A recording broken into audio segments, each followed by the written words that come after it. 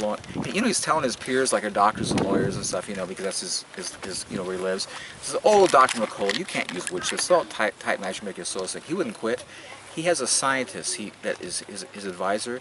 This guy sat him down and showed him that in wood chips, everything the soil needs is there.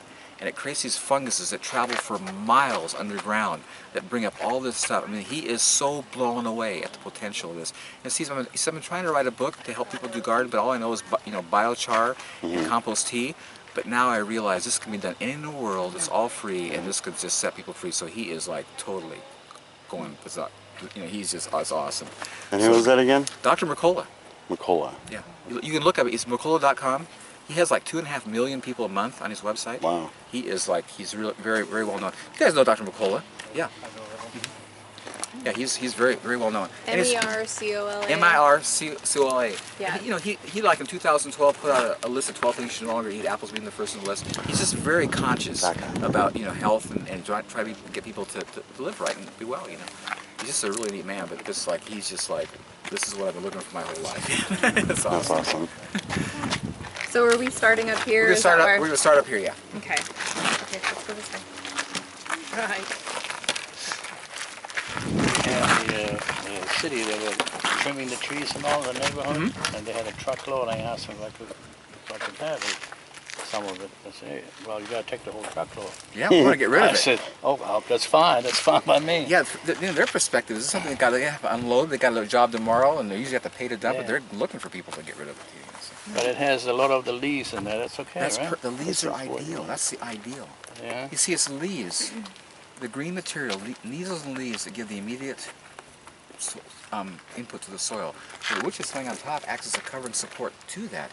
But those needles and leaves are where all the life is. Here, track with me. The Creator, every fall, puts a covering of needles and leaves over the whole planet, every fall. Why? Because as the plants took out of the ground minerals to create needles and leaves, it has to be replaced. There's such a balance in nature. It's so perfectly ordered. And what do? We're out raking the leaves off and hauling them off. And the ground below gets cracked and hardened with, like, how stupid! And then we go buy Miracle Grow instead. Yeah, exactly. You know, no, I don't. Which is a chemical. It's not even a miracle. You know, it's just for example, look at the foliage, the outer foliage. The interior is starting to turn brown because it's been a dry summer and it's going to flag and feed itself. But look how deep green the foliage is on those sequoia trees. Miracle Grow won't even approach that. I don't care how much you use. And that's all being maintained on their own needles. This is what I think is so awesome about the Creator. You see right now, these conifers do not naturally drop their needles. I mean, because they're evergreens. You know how the Creator gets them to do it? He sends a good hot dry summer like we've had, and the interior needles turn brown, and then he sends a wind. It's all that's on the ground. When it's done, the trees look like nothing came out, they didn't lose anything, and you have this beautiful cover on the ground that's feeding and supporting the soil. I'm just telling you, when you start tracking and observing the genius of the Creator and how he does stuff, you stand in awe at the wisdom. It is so awesome, the wisdom. You know? And again, the results. Look at the color of that foliage. Look how green. It's just like, come on, man. It's like and it's all maintained on their own needles. No fertilizer. If I pick up those needles and hold my hand and tell you this is the finest fertilizer plant, you think I'm stupid, but look at the results. So when I put a new layer of mulch on top, should I make it a thick layer? Or? What are you using it for? This A garden? is our first. For the We're garden. only done Now, the first in a time. garden space, no more than 4 inches max. Right. Because you got to pull it back to planting the soil. Right. More than 4 inches is allowed to pull back. We have established trees, put as thick as you want, because the roots are in the ground. You don't have to expose the ground. So I put wood chips in this orchard here 14 years ago, 16 inches deep. Whoa. And I put it right to the tree trunks, which they say you can't, which is stupid. But I've done nothing since. 14 years I've had total abundance. And look at the color of the foliage on these trees. Beautiful. Look how dark green. And this is August. And look, I know. look at the tips putting on new growth, acting like they're not slowing down. And these are dwarf trees that aren't supposed to grow big. You see all these uprights? This is 1 year's growth. Just 1 year, and they're dwarf. You know, and look at the color. I know people who foliar feed don't get this. So you haven't added any new wood chips since then? I haven't done anything to this space for 14 years. Okay. I'm going to add now because it's getting down. And I'm starting to put grass clippings there first. I'll put wood chips over it, but this winter I'm going to get this whole area covered. But it's just, again, just dramatic how awesome it works. You know, the stupidity, I tell you, don't put the wood chips up around tree trunks. How dumb. What an irritant to have to maintain a little space around your tree. You have wood chips, all kinds of garbage and stuff goes in there. You ever been in the woods in the winter and you look at the trees that are out there? When the wind blows, needles and leaves bank up against tree trunks a foot, foot and a half deep. No one pulls that away. The trees are fine. I just don't get where they're coming from. The stuff's full of air. It's not going to suffocate. What is wrong with them? The stupid stuff they tell you just blows. And they make it so hard, create all these things you got to do that are counterproductive for nothing. So just be free. Just put it anywhere you want. Put it as thick as you want, and just don't listen to people. Don't tell people what you're doing because they'll just confuse you and give you stupid lies, that don't work. So if we want a garden on our sod that's already there, can we just put On the sod that's already there, grass is a great fertilizer. Don't take it out. Yeah. Put paper. Put paper? Newspaper, or you can get these rolls of paper at Home Depot or Lowe's, and roll it out. Put the wood chips on top of that 4 inches deep right now, and next spring the paper's gone, the grass is gone, you pull the wood chips back, you have the most beautiful, soft, damp ground. You can plant it in, you'll have the best garden you ever had. It's that simple. Even if it's mossy? Doesn't matter.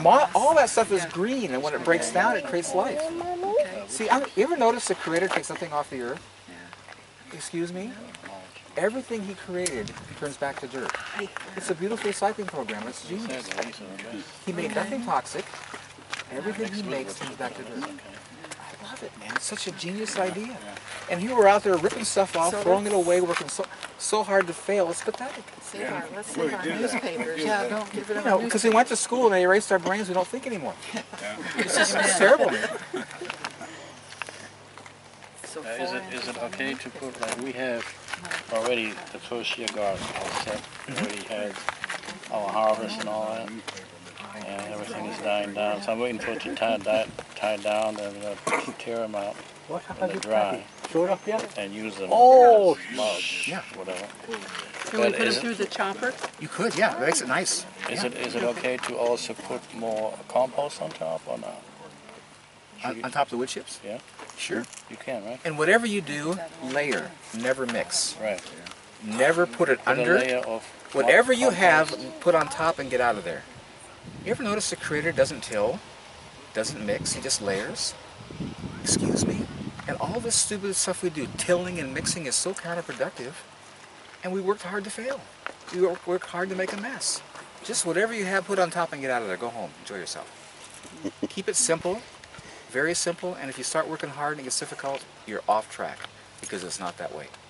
I'm telling you from experience. I've been doing this for let's say I started at 5 and 64, so 59 years. And I worked hard. As kids, my dad, we wore out shovels as kids, hand spading playground. The blades got thin and broke because we wore them out, because it's hard ground. So I know the hard work end of it. I'm just telling you, man, it's not like that. It's not how it's supposed to be. See this rake here? This is the only tool I use in the garden for everything. I plant trees with this. Just pull the wood chips back and put them in, because the ground moves. It's so convenient. It's so easy. This thing of having to dig and fight ground is just like insanity. In nature, there's no hard ground. It only happens to take the skin off the earth. Now, since we're in Florida, and sometimes there's a real long dry spell, do we water? If you need to, but track with me. In Florida, when you have a real long dry spell, do you have any wild native places there that no one's messed with, like trees? Ever have any forest area in Florida? Yeah, but it's posted, some of it. How do they do in the dry season? They're doing fine. They don't. Get it. Get it. There is a covering. There's a skin on the ground, and they're not affected by drought. It's so simple. Nothing in nature is bothered by drought. They may have leaves turn a little bit, or like this, or turning brown, but they'll fall off. Nothing's affected. And it's so brain dead how we think, we gotta do this, we gotta do that. Well, come on, look at nature.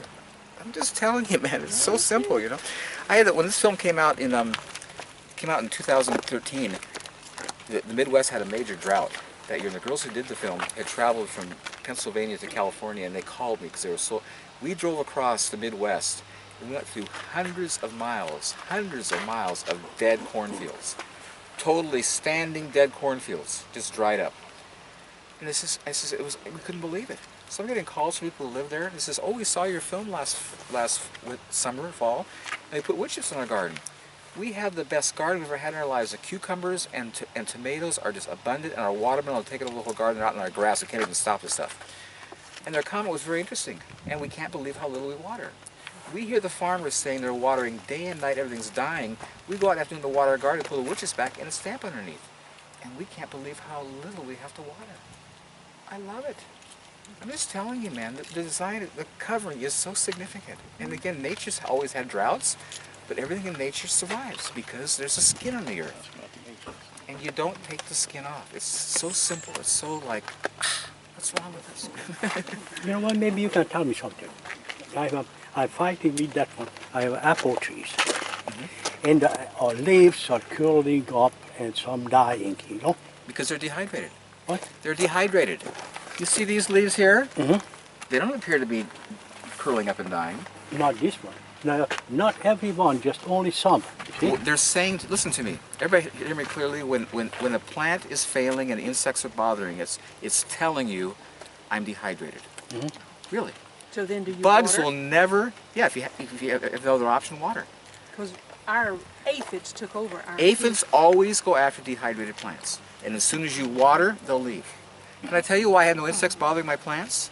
When insect bites into my plant, they drown. You're going to find that everything you eat here is loaded with water. See, insects want cellulose and fiber, so they go for dehydrated, stressed plants. You know what God showed me was interesting? I always, you know, they tell you in school that insects are pests. That's how they're defined.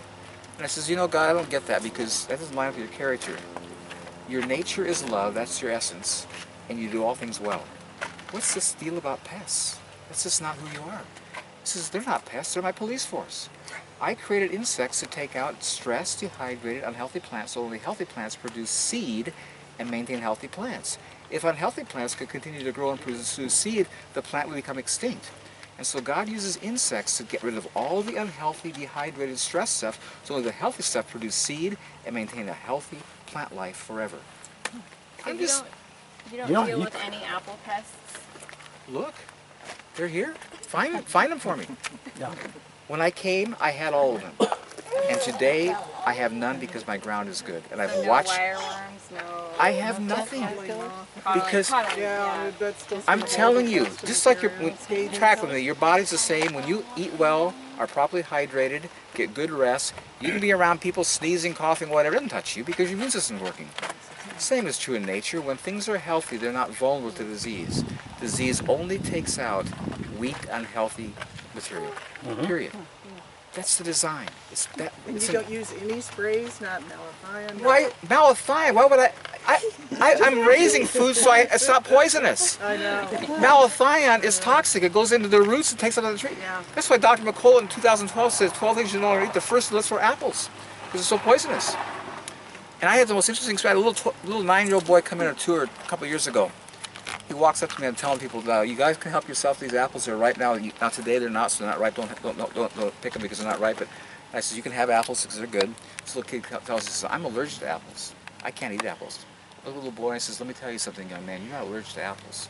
The apples are toxic. They're poison, and your body's trying to protect you from the poisons. You're reacting to the poison, not the apple. So while you're here today, you can eat all you want. You're not allergic to them." "You don't understand. My throat swells up." I says, "I understand. That's poison. These aren't." So he's watching these people eat these Akani apples and saying, "Can you believe the flavor? Can you smell this? Look at all the water and they're going on." And this kid's watching this, you know, he's like, and he just can't contain himself, so he gets one. He's 3/4 of the way through and he starts yelling at the top of his lungs, "I'm not reacting. I'm allergic to apples. I'm not reacting." I love it, you know. It's just, God is awesome. He made nothing bad. Everything's perfect. And when you have reacting to something, it's not that, it's not you, it's that. The things, and your body's trying to protect you because it's poisonous. The poison's in it, you know, and all this is what's so, you know, is so awesome. The value of what I have here is beyond expression. Everything you're eating, all of you, is totally toxic and killing you in the store. Everything. They're finding the chemical in Roundup is now showing up in mother's milk. It's in mother's milk because it's in all your food. And all of you are eating totally toxic, deadly stuff that's taken out your life. You're just saying now this next generation, these kids coming up now will not live as long as their parents. They're saying that. They're upfront about it. Because our food is so toxic, you know. So growing your own food, that's why you're here today, to show you how simple it is. Growing your own food is going to be a real asset, not only economically, but for health, for longevity. Because you're not going to get good food in the store. It doesn't exist. It does not exist. You know, one more thing I want to ask you. that is on my daughter's place. Previous owner planted that apple trees. And what they did, they put some covering over between the trees, that netting, and they put some bunch of gravel on top, rocks on top of that one. How much that would be affecting a tree itself? Put wood chips over the rocks and leave the rocks because the rocks are minerals. Rocks are beneficial. Don't take the rocks off. Not how about us? Put wood chips over the rocks Yeah. so you can get more life to the soil, but leave the rocks there. What I did over here, you see, all the grass clipping, what I cut down, I just put that That's over. great, perfect. Yeah. You're doing good. Yeah. Whatever live material you have, and all of you have is rocks, let me tell you about rocks. This just shows you how they sent you to school and erase your brain so you don't think. All of you take rocks out of your garden. Are you following me? And all of you have driven along mountain passes and seen these beautiful fir, hemlocks, pine trees, dark green, totally thriving, growing out of solid rock. Are you tracking? Everybody Oh hearing yeah, me? oh yeah. And you go home convinced you got to take rocks out of your garden. What are rocks? Minerals, excuse me? The heat. Minerals. Concentrated minerals is what you want in the ground for your plants, and you're taking them out. That's as stupid as taking money out of the bank and throwing it away. Really. So rocks in your garden is great. Just cover with wood chips and you're fine. Leave them there. They're in Japan, where they don't have a lot of organic material and they're more as a culture connected to nature, the Japanese meticulously lay around all their plantings rock, meticulous, ordered, to retain moisture and release minerals. When I was a kid in Los Angeles, want to go fishing on a hot August day, good luck finding worms. The ground's baked. LA is a desert. You don't find any worms, but if you find a large rock like that and you roll it over, underneath it's damp and there's worms. It says two things. One, the rock retains moisture, and two, it releases mineral to feed the worms. It's so obvious, so simple, and because we went to school and we don't think anymore, we do all these stupid things. You know, it's just. Hi, Josh. Good. How you doing? All right. Looks like he's taking over so he can rest, so he can talk. No, he's a friend. He's gonna go see my wife. My wife helped him with all her babies. My wife's a midwife, and people come here all the time to see her.